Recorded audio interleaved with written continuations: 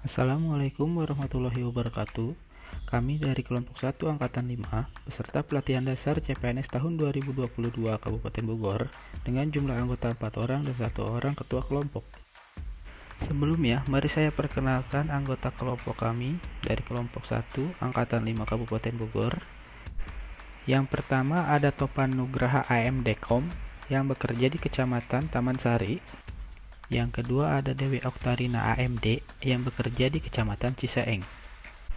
Yang ketiga ada Leni Setiawati AMD Kep yang bekerja di RSUD Cilengsi sebagai perawat terampil. Yang keempat ada Rina Rahmawati AMD Kep yang bekerja di Puskesmas Tenjo sebagai bidan terampil. Dan yang terakhir saya sendiri Ervan Hardiana AMD Kep yang bekerja di RSUD Ciawi sebagai perawat terampil dan juga sebagai pengisi suara pada video ini. Di sini kami akan membahas biografi dan nilai berakhlak dari Bapak Muhammad Yusuf Hamka. Nama lengkapnya adalah Haji Muhammad Yusuf Hamka, dikenal juga dengan nama Babah Alun. Merupakan keturunan Tionghoa dengan nama Alun Yosep.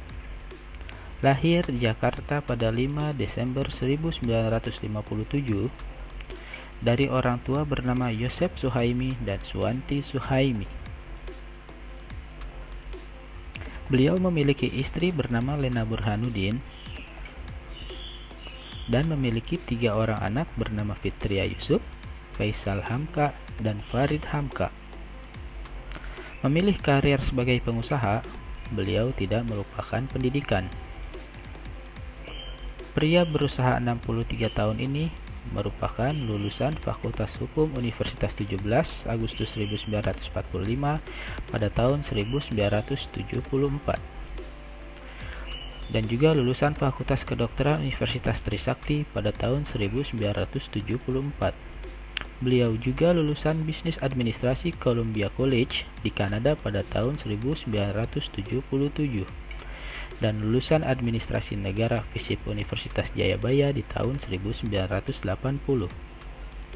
Yusuf Hamka memeluk Islam saat bertemu dengan Buya Hamka. Pada usia 23 tahun, Alun mengucapkan 2 kalimat syahadat dan diganti namanya oleh Buya menjadi Yusuf Hamka. Pria ini luar biasa, buah dari kegigihan yang merintis usaha.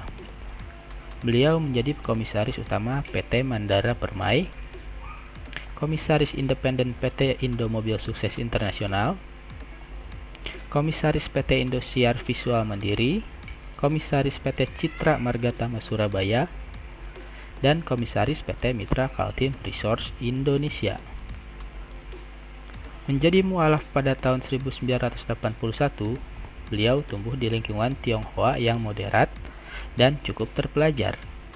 Ayahnya merupakan dosen Universitas 17 Agustus 1945 di Jakarta, sedangkan ibunya adalah seorang guru. Uang tidak membuatnya sombong. Dari harta kekayaannya yang melimpah, beliau mendirikan warung nasi kuning untuk kaum duafa dan bercita-cita mendirikan 1000 masjid. Luar biasa, bukan? Baik, berakhlak yang pertama adalah berorientasi pelayanan. Dari sisi berorientasi pelayanan, bagaimana mulanya beliau patungan membeli perusahaan jalan tol PT Cipta Marga hingga saat ini dimiliki oleh mayoritas anak negeri atau pengusaha Indonesia? Kenapa beliau harus membangun jalan tol? Cita-cita beliau hanya ingin memudahkan akses layanan transportasi supaya lebih cepat. Beliau mengedepankan pelayanan yang prima serta hasil yang baik. Selanjutnya yaitu nilai akuntabel. Selama 35 tahun, beliau mengaku tidak pernah membayar pajak. Tapi, saat ini beliau menjadi warga negara atau pengusaha yang taat pajak dengan membayarkan pajak 55 miliar disetorkan ke kas negara saat dibukanya tax amnesty tahun 2016. Selanjutnya yaitu kompeten. Sisi kompeten dari Bapak Yusuf Hamka, beliau adalah seseorang yang selalu ingin belajar dan terus belajar sampai mimpinya tercapai. Beliau selalu mengatakan kepada semua orang bahwa dalam hidup ini kita harus punya mimpi, tetapi mimpi itu harus kita juga yang membuat menjadi kenyataan. Yusuf Hamka yang awalnya hanya pedagang es mambo dan pedagang asongan, Akhirnya sekarang beliau menjadi komisaris perusahaan raksasa di Indonesia yaitu PT Citra Marga Nusapala Persada. Selanjutnya adalah nilai harmonis. Hidup dan berpenampilan sederhana merupakan satu dari 7 prinsip hidup yang dijalankan hingga saat ini. Sebagai tokoh publik, Muhammad Yusuf Hamka tidak hanya berdiri sebagai perwakilan kelompok masyarakat tertentu.